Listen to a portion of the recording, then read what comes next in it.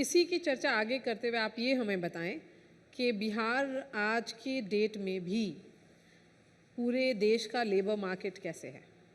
It's the youngest state in the country. Bihar is the youngest state, number one. It's also very populous and it's very dense. And it's agricultural. So agriculture का मतलब agriculture में जब productivity बढ़ता है मरिया तो jobs कम होती हैं क्योंकि एग्रीकल्चर में एक नॉर्मल सीलिंग होता है. आप कितना भी टेक्नोलॉजी ले आइए, प्रोडक्टिविटी इंक्रीज कर दीजिए, you can't grow beyond a certain amount. Jobs happen through manufacturing or agro processing, get into the value creation part of agriculture, right? Unfortunately, what has happened is that while agriculturally Bihar has done very well, but everybody in this room knows we don't tax agriculture. तो सरकार के पास the local state which is doing very well in terms of agriculture, it's not translating into more revenue in the hands of the state government. Which means you will have to depend on the center for a lot of stuff. Or you become better and more business friendly and get investors and set up factories and GCCs.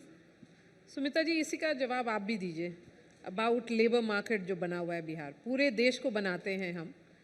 Infrastructure में सबसे ज़्यादा हाथ हमारा ही लगता है और कंधा हमारा लगता है, लेकिन जहाँ तक इंफ्रास्ट्रक्चर और ग्रोथ जो है वो बिहार के बाहर दिख रहा है, बिहार में नहीं अभी भी.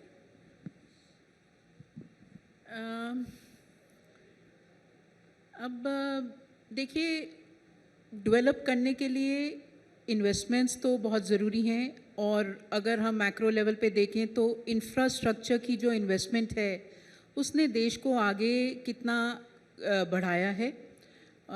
अगर आप देखें, सबसे बड़ा रिफॉर्म अगर हम मैक्रो लेवल पे देखें और वैसा ही हर स्टेट में भी होना चाहिए, इन्वेस्टमेंट इन इंफ्रास्ट्रक्चर, सड़कों में, कनेक्टिविटी में, रूरल कनेक्टिविटी में, ताकि जो एग्रीकल्चर की बात हो रही है वो मार्केट्स के साथ जुड़े और लोकल लाइवलीहुड्स बने, एक्सेस टू टेक्नोलॉजी हो जिसके लिए आपको डिजिटल इंफ्रास्ट्रक्चर भी चाहिए और आप इन्वेस्टमेंट्स इनवाइट करें.